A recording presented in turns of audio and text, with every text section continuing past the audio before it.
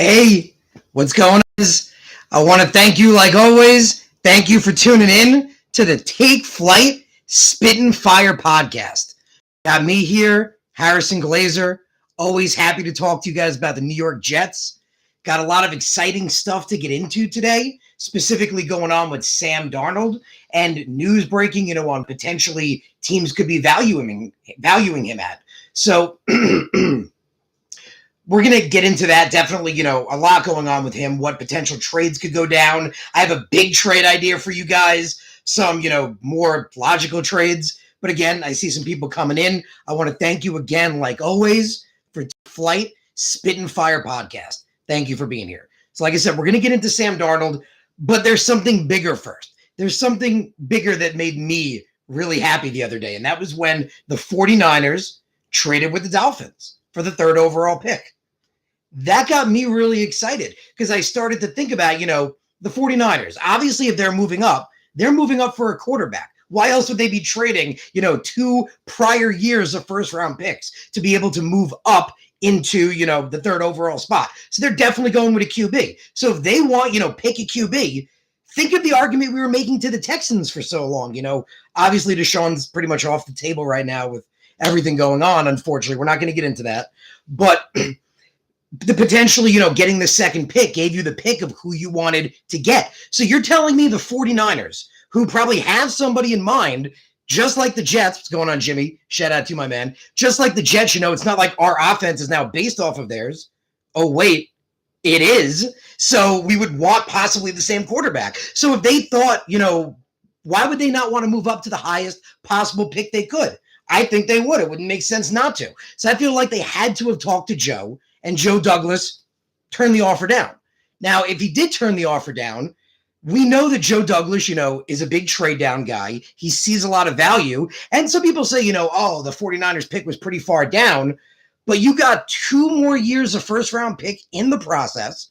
And at the 12th overall pick in this draft, there's still a ton of talent there. I mean, a guy like let's say you're building around Sam. Obviously, if you're trading down, I'm going to tell you guys today, I don't think that's the case. But let's say that's what you're doing, okay? If you trade to 12, a Devonta Smith could be on the board. A Waddle, Surtain, a CB1. Horn will still be there. Jock, Jeremiah Owusu-Koramoah. So I would take that trade if I wasn't looking for a quarterback. That would make sense to me. I mean, it's not, like, oh my God, that Trevor Lawrence trade we thought we were going to get, but it's still a damn good trade. 2 years of first round picks and more. So that's if they were going to talk to them. Now, some people like Adam Schefter reported that the Jets weren't in the conversation, that they wanted to, move up, and they spoke with the 5th, the 4th, the 3rd, but not the 2nd. And again, the logic I come down to is why? That doesn't make sense. But let's just say they don't. Well, our offense, again, has a connection to that former offense. You don't think Kyle Shanahan talks to Saleh, talks to LaFleur. So obviously he figured they're not going to trade that pick. He knew that them and Joe Douglas are not trading that pick. So the way I look at it is, either way, I feel like we're going for a quarterback because, again, either they want the highest pick possible, so they offer to try to get to the 2nd. If Joe turns it down, there's only one reason for that. Again, it's not the greatest trade in the world, but it's not a bad one by any metric, and we know he trades down. And if they didn't offer, why wouldn't they? Again, it just makes sense. If you want the best quarterback available, we know, I've been saying for a while, you guys know it, Zach Wilson's a great quarterback. He can't be passed on. If they wanted him, they would try to get him. It would make sense. So it tells me all roads are pointing to Zach Wilson at number 2. That's what I'm getting from this. That it doesn't matter if the offer was made and rejected, or it doesn't matter if the offer wasn't made at all. In my opinion, like I was just saying, I feel either way, we're looking pretty good. So I'm excited about that. Zach Wilson at number 2. You guys know, you saw that first podcast where I went on and on and on and on about Zach Wilson. He's the guy. So that down. But another thing we said we were going to get into today, which is big, Sam Darnold. And we said we were going to talk about that. So before I get into the news, which is pretty big, again, it was released today by a, regulated reporter. Again, I'm not talking out my ass like, some people were saying like, hey, I heard this random source, or hey, my uncle is neighbors with Joe Douglas and he overheard a conversation. Yeah, I'm not going to give you that. I'm only going to give you something, that's real. So I'm going to give you that in a second. But before I come to that, I wanted to get to my logic of what I personally thought Sam Darnold was going to be worth. Now, if you guys remember, back, I think it was the end of January, I was saying, with rumors of Drew Brees retiring, Washington needs a quarterback, because I could have told him Haskins wasn't it, but they went with Haskins. So there's a couple of teams. The Steelers may want someone to sit behind Sam Darnold. A lot of people have said, for a while that he would actually fit well in that system. I thought, honestly, with all of that, he could garner a potentially late first-round pick. And then, Adam Schefter came out and said that is a possibility for, the same things I was saying. So I got excited. I'm like, hey, someone confirming what I'm saying. So that might have been a possibility. But as you guys know, as of recently, I can't remember who had broken the stories, but basically, a big person had said that they'd spoken to a lot of GMs and Sam Darnold wasn't worth a pack of cigarettes or, frankly, the plane ticket to get him to his new team. So that was, we found that shocking, but then we've talked about it, all the stats we've said that Sam Darnold, we've talked about the difference between bad numbers and low numbers. If his numbers had been low in Adam Gase's system, that's one thing. Ryan Tannehill, Flacco didn't succeed in those systems, but they weren't the worst quarterbacks. They were better than Sam Darnold and performed better in those systems. They got better afterward. He was definitely handcuffed by it.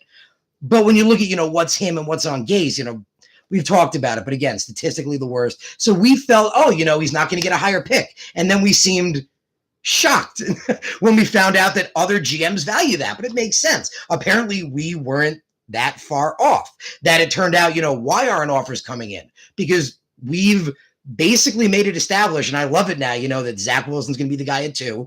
Why wouldn't Joe Douglas have taken an offer? If someone had been offering a late first or a second round pick, he would have jumped at it. He would have done it right now. If Sam wasn't the guy, he would have done it. And again, I've said, I think, Zach's definitely going to be the guy based on what's going on. Just all roads point to that. I've been saying that a while. Everyone seems to be saying that now. So, but why would he not do it? Why would he not make that trade? So we have one, some people saying he could be worth a late first, some saying he could be worth, nothing. I figured, possibly splitting the difference, and maybe some teams are offering like a 4th or a 5th or a 6th. And so here's what I wanted to tell you guys about. So here's the news that I'd heard this morning. So this report was broken by Kimberly A. Martin, which we know has done a lot of stuff with the Jets in the past. She said she was on Get Up ESPN this morning, and she had personally talked to 3 NFL GMs. So 3 different GMs within the NFL. And they said that the market for Sam Darnold, the most they'd be willing to give up, they said was a 3rd round pick. And one even said that a late 3rd round pick was a quote, a little rich, and that he might be worth maybe, late 3rd or a 4th possibly. So it seems to be kind of, where we were talking about it and falling on it, that he doesn't seem to be worth that high a pick. And a lot of people have floated it, and I've thought about it too. It's always good to have a bridge quarterback for a rookie. If you can't get something valuable for Sam, why trade him? I've thought about this for a little while, pretty long while actually today, and I've come to this conclusion. I think that's the wrong move. I definitely think that's the wrong idea. I thought back to Jets history in the past and think about, when Mark Sanchez was the guy and they brought in Tim Tebow and screwed up that dynamic of who's the starter and who's doing what and who has control and command over the pocket and the offense. We saw it, when Geno Smith was eventually brought in. We've seen it throughout Jet careers. I feel like if we're taking a quarterback at 2, that's a statement. When you take a quarterback that high, you're unequivocally saying this is our guy. So I feel that even if we're only going to get a 5th, we're going to bite our tongues and take it, because I don't think we can have that controversy. Because, a lot of people are saying Sam can be the guy. And if he's still there, you're still going to have a split conversation. What we need to do, flat out and simple, is when we draft Zach Wilson, we need to turn the reins over to him. We can't have a controversy of who could potentially be the guy. We can't have, welcome my man, Turtle Man. We can't have, this conversation of, maybe what if Sam performs great and we'll see what happens there. I feel like, again, you take a quarterback that high, you're making a statement, and Zach Wilson, I've been saying for a long time, is that guy. So I feel like it sucks to get a 5th for Sam. He's worth a lot more. But I would do it. I feel like you can't keep them both if you want Wilson to be the guy. You want him to take over, be the leader, and lead them to be the captain of this team from here on out. But here's an interesting scenario that my man Jimmy checked in a little while ago. I talked about with him. What's up, guys, to the Weapons Hot podcast. I do that on Fridays. If you guys check that out, I'm on Fridays, 7 p.m. I go to the Weapons Hot podcast with Jimmy and a bunch of my other guys like CJ. I brought it up there. The NFL draft could be where Joe Douglas is thinking right now. And if you think about it, if they're only offering crappy picks because we figured Sam wasn't worth much, it makes sense. Because, and hear me out here, if you're in this NFL draft, you're, let's say 8 or 9 and you want a quarterback or a later pick and you want to trade up, there's no way Jacksonville's trading. That's not happening. We know that. Remember, we made the arguments ourselves of the generational guy, the guy that, has been great for so long, destined to be the one, like the light comes down, like, oh. So that's done. That's a deal. That's happening. They're not trading that. We're not trading the pick, and I feel like San Francisco made that clear, like I was just saying earlier. And they're obviously not trading the pick. They're not going to give away what they did to turn around and trade it again. They're not the Dolphins. They're not going to do that. So they're at 3. I'm convinced all 4 of the first picks are going to be quarterbacks. The first pick is going to be Trevor Lawrence. Second pick, Zach Wilson, hands down, no question. As you guys remember, those of you, what's up to everybody, appreciate you being there, who tuned into my first podcast, you remember I was talking about how that I felt Trey Lance, checks all my boxes just like Wilson, and I'm a big fan of him, but I was hesitant, because of Wentz, and again, you can't pass on Wilson. Remember, that was my whole thing. So if I was the 49ers, I would take Lance. That's what I would do. You're hearing it here first. I would take Trey Lance over Justin Fields. Now, I think the Falcons will go quarterback at 4. That's an interesting wild card scenario. It comes down to how much they think Matt Ryan has left and if they want to get somebody to back him up. Because if they don't, they might get an offer from somebody, like the Saints, like the Steelers that want to move up, and they could take it. So the Falcons are an interesting wild card to me. I think they should go quarterback. I mean, I love Matt Ryan. Don't get me wrong. I'm a huge Matt Ryan fan. But he's only gotten you so far this long. He's getting up there in age. It makes sense to get his backup. And if anything, look what happened with Aaron Rodgers. They took his backup, his next guy. What did it do? It fired him the hell up. Aaron Rodgers had a fantastic year. So they might try to, light the fire under the ass of Matt Ryan or potentially, draft his future replacement. But let's say that happens. Let's say they go quarterback, 1, 2, 3, 4. Well, then in 4 picks, the 4 best quarterbacks are now off the board. They're gone. So if you're a team later in the draft, you aren't looking at it like you were before, where, Sam Darnold is no Trevor Lawrence. He's no Zach Wilson. Now you're asking yourself, is Sam Darnold a Mac Jones? Is Sam Darnold a Kyle Trask? That's the kind of questions you're going to ask yourself now. And I think some teams, and I personally would too, I've told you guys before, I mentioned it when I did my take before, my first one on the quarterbacks, I said that Sam Darnold would fall, I would say, tied to Justin Fields, right below Justin Fields. So, but Wilson, Lawrence, and Lance are better, in my opinion. But if your now options are Mac Jones and Kyle Trask, you can make the argument that it might be better to go with a Sam Darnold. So a later team in the draft, and I was going to bring this up with you guys, just going through them quick. I got the draft order up. We're going to talk about it. I think, with the later picks, one of the top ones would be Washington. Obviously, they just brought in Ryan Fitzpatrick. Ryan Fitzpatrick doesn't claim to be a bridge quarterback, but he's not their long-term answer. We know that, guys. He's not going to be their answer from here on out. They're probably looking to get a quarterback. If it's not in the first round, might be in the second or third or fourth potentially, but they're looking to get a quarterback. So that's one where, again, could panic. And that's the logic I'm thinking. And, that happens a lot. Teams reevaluate the situation and call and say, okay, now that all these guys are off the board, maybe, we could offer Sam Darnold and the 23rd overall, plus maybe, let's say we got to sweeten it. We'll add a 5th or a 4th. What the hell? It gets us back into the first round. So I wouldn't shortchange that. That's definitely a possibility. Mention the Redskins. Bears could definitely be another option. Huge option there with the Bears potentially. Pittsburgh, mentioned that, obviously, backing up Ben. A lot of people said that he would, Sam Darnold would make a good backup, would fit well into the Steelers system. makes a lot of sense. I mean, he is a gunslinger, and that's what he does. So he takes a lot of chances. He's not the size of Ben, but it's the kind of archetype they would look for. So that makes sense. The Saints, obviously, I mean, that could be a definite option. So those are all later first round picks.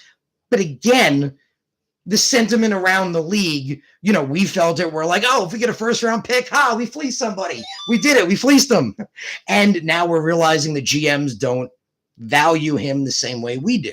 Sorry, does value him the same way we do, that he's not really worth that much. So those are possible. And I think, again, that comes down to a draft day decision. That's going to come down to, I'm telling you, the first three picks in the draft are going to be quarterbacks. I'm pretty confident the Falcons would go with a quarterback. But again, it's a wild card situation. If they get offered a decent haul and they feel like they want to trade back and keep, running with Matt Ryan for another year or two, it's possible. But I think all four of those could be quarterbacks. At least the top three are quarterbacks. I think those teams will reevaluate. They'll look at it and go, maybe it's worth, trading up for Sam Darnold, getting him to potentially be our guy. So that's an option there. But we talk about more of an option because they say that, he may be worth a lot less. Let's look at those quarterback needy teams with later round picks. So let's say, for example, the day of the draft. What if we call a team like the Atlanta Falcons and we say, okay, the fourth overall pick is an amazing pick. I mean, you can get a Jamar Chase with the fourth overall, a Kyle Pitts with the fourth overall. What if we trade you Sam Darnold, maybe outright for their second round pick, which I believe is I think it's the 37th. Hold on. Bring it up right here for you guys. 35th. My apologies, 35th. So that could be an interesting one too, A lot of different options that could happen. So again, you call Atlanta day of the draft. Hey, we could trade you Sam Darnold again for the second round pick, the 35th pick outright. And now you use that fourth overall to get a damn stud. You use that fourth overall to get a Jamar Chase, to get a Kyle Pitts, to get a legit stud in the draft. So something like that could happen. Other teams' second round picks. Again, we talk about Washington. So that's what I think it's going to come down to. Yeah, you guys are mentioning it, right here, different options of the picks. I'm convinced, obviously Trevor Lawrence is a lock. I don't remember the exact quote I don't have it in front of me, but DJ was talking about earlier today that Urban Meyer basically came out and said that Trevor Lawrence is a lock. There's no way it's not Trevor Lawrence. So Trevor Lawrence is the first pick. I'm very convinced that Zach Wilson's going to be the second. I, again, would take Trey Lance if it were me. If I were the San Francisco 49ers and I wanted the better quarterback between Trey Lance and Justin Fields, to me, it's Trey Lance. I feel that way. Again, remember my issue was, I felt back when Wentz was coming out, I didn't like him at all. As you guys remember my take from quarterbacks. Wasn't a fan of him. Felt like, he was a little bit overrated at the pick he went. I thought he should have went much later, like when Lamar Jackson kind of went. I felt that, he was good, but, we talked about again in the whole thing that Division II is a different animal than D1, let alone the NFL. How's he going to hold up? So far, he's been mediocre at best, sometimes bad, especially not lived up to the status he is. And he's been hurt a lot, hurt a hell of a lot. So you guys remember, I can't pass on Zach Wilson, and Trey Lance makes me nervous. But again, if my option is between Trey Lance and Justin Fields, I'm taking Trey Lance. I would do that. I would make that decision. Definitely. I would. So, back to that, though, it's interesting, though, with the Sam Darnold situation. So that's why I just wanted to, talk to you guys about that because, we kept speculating what it could be, a late round pick, first round pick. And it's really turned into, a lot of NFL teams saying they don't value him that much, which is kind of crazy. So my big take, I said, was it comes down to draft day. I think that's going to be a big deciding factor. Maybe something happens there. Again, late first, early second for a team, that on draft day, because the top quarterbacks are going to be off the board. So that's what I wanted to tell you guys about Sam Darnold. I wanted to tell you that news because that was big. Kimberly Martin had spoken to 3 NFL GMs, and this is the vibe she gotten, which is, again, it's what we expected. It's pretty much what we expected. So what I'll do again is I appreciate all you guys. Shout out, like always, to everybody being here. Love you all. Appreciate you. Now be the time for questions. If you guys, want to ask me something maybe that I missed before, maybe I missed something, while you were going through.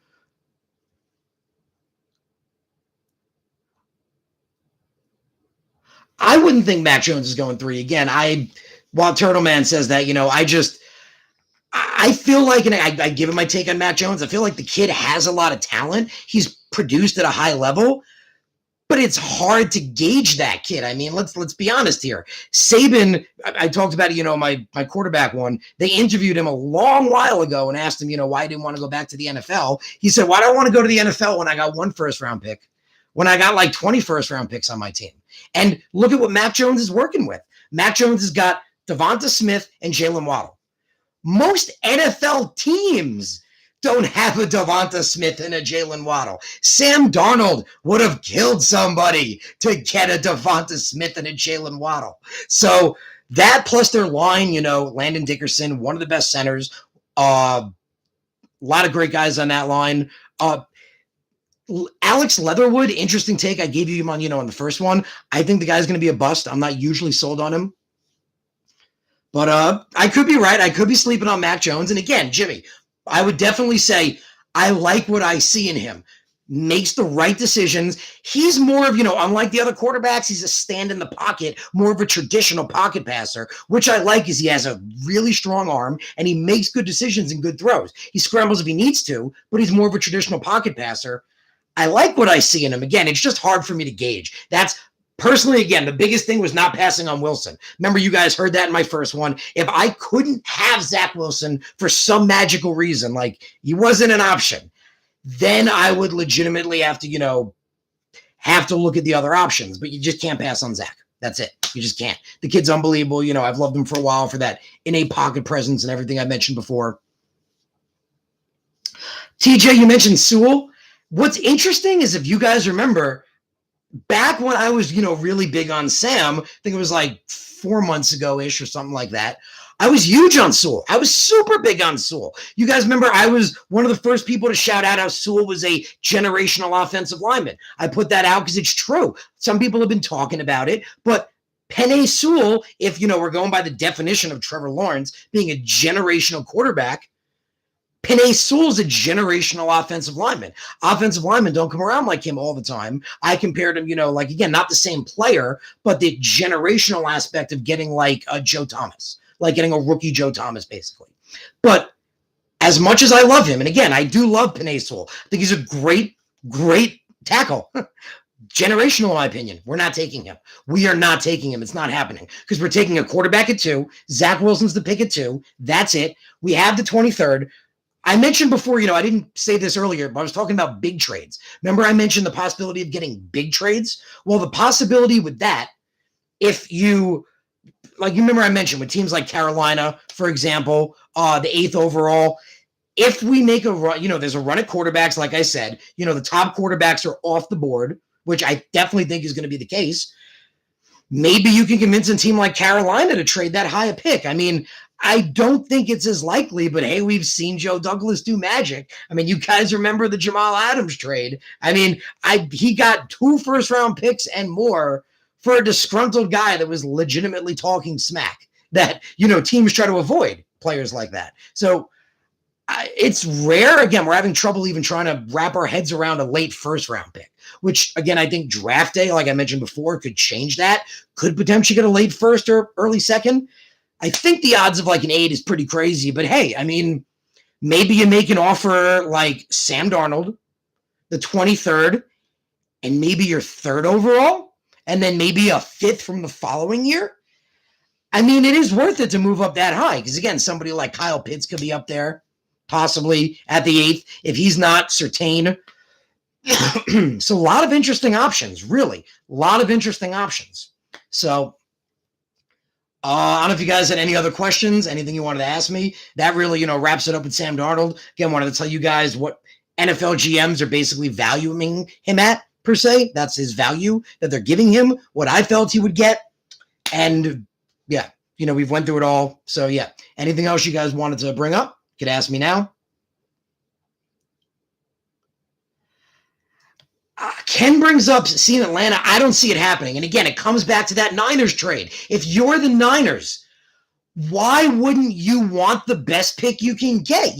Just like, again, the argument we made for the Texans. Why would they only offer 5, 4, and 3 and not go for 2? That tells me 2 things. That tells me either A, they knew they weren't getting it. They knew there wasn't anything they could offer to get that pick because they knew either, again, from talking to Saleh or talking to Joe, because you don't think they've obviously built up a relationship after hiring Saleh and LaFleur. Of course they have a relationship now. Maybe they talked about it. I mean, the two GMs were standing next to each other at Zach Wilson's Pro Bowl. Maybe it came up, but either they know Joe's not trading it or they made an offer and Joe said no. Joe said, we're not trading it. And again, people say they don't want to trade down to 12. I honestly think, again, the trade, I mentioned it before, Ken, the trade wasn't that bad. You're getting 2 more years of first-round picks, which, again, Joe's always, a pick collector. 2 years of first is a big deal. Think about it. That's 3 firsts next year and 2 the following year. That's a lot of first-round picks. And at 12, there's a ton of talent there. Remember, I mentioned all the guys. I love Horn. He should be there. Surtain could still be on the board. Heck, Devonta Smith could still be on the board. There's a crazy chance Pitts could still be on the tons of guys. Jeremiah Owusu-Koramoah. So if it were me and I knew I wasn't taking a quarterback, I would probably make that trade. I mean, maybe, again, I'm the number 2, so I tell San Francisco, hey, you got to sweeten it up a little bit, like make that third this year a second. Because, again, Joe could have countered. Joe could have been like, okay, give me the 2 firsts and make the third this year a second, and you got yourself a deal. But that didn't happen. So, again, I personally feel this is it. I feel this is the answer of, are we taking a quarterback or not? Because we know one thing I've shouted out to, my shout out to my boy over at Gotham City Crew. He shouted out earlier. I've been saying it for, a long time as well.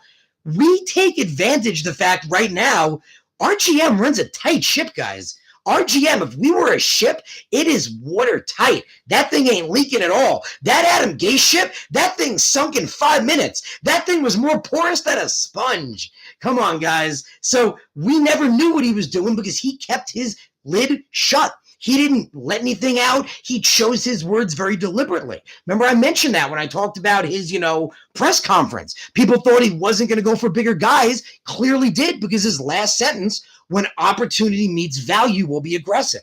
He chooses his words so deliberately. One of the things I love about him. Again, TJ, you mentioned trading back up. It's all a possibility. It really all is. But it comes down to the worth of Sam Darnold. And I think the thing from Kim this morning was big because she said she'd spoken to 3 GMs. And I mean, I know her before, I've never met her, but I know she's good at her job. She imagined talked to 3 GMs that potentially, would be in the argument for Sam Darnold, I would imagine. They said he was worth barely a 3rd-round pick. And if they would, maybe a 4th or a 5th, which is kind of what I felt. Because remember, the conversation was at first, maybe when everyone retiring, he can get a late first. And then from other people, other sources, it was, he's not worth the trade ticket. He's not worth flying him in. He's not even worth that. So I thought it was somewhere in the middle. That seems to be where it is. Seems to be somewhere in the middle. You guys remember my take. My big take is no matter what, we have to trade him. Zach Wilson is the guy. You can't have this controversy. I mentioned the controversy before. That's the biggest thing with me. The biggest thing right now. We have this split decision. If Sam is gone and Zach's the quarterback, there's no more split decision. That's key. So that's a big thing with me. I mentioned it before. I'd hate to have to get a fit for Sam, but if that's the best I can get, so be it. Joe's a good drafter. He'll get somebody. We can't have the controversy. We need to have a clear guy that we have a vision of, that we're building the team around. That's why I want guys for him to grow with. That's why center is such a big position for me. That's why I want Creed Humphrey at 23 and then a guard with the next pick. I'm telling you guys. So last shout out before you guys go. Just a reminder, by the way, I'm going to shoot it out on my Twitter page as well. I'm going to be doing a mock draft tonight with the one and only Green Bean. Yeah, guys, I'm going to be with Green Bean tonight, and we're going to be doing a mock draft. Thing starts at 10 p.m. Definitely tune in and be there. Check it out. I'm going to tweet it out, right when I'm done with you guys. But again, if there's any other questions you guys have, let me know. That's all my 2 cents. Again, I hope you enjoyed it. I hope you had a good time. I love talking Jets with you guys. I appreciate this. I feel like, this is a lot of fun. Like, we get to have a conversation. I get to tell you guys what I'm thinking, my thought process. You could challenge me, be like, that's crazy. I don't get it. And we could talk about it. I love it. It's a conversation. I love having all of you here. Again, I appreciate all of you from tuning in to the Take Flight Spit and Fire podcast. I really appreciate it, guys. Again, we're live every Monday at 7 p.m. I appreciate all of you being here. Thank you again for coming in, and I hope you guys have a great Monday evening.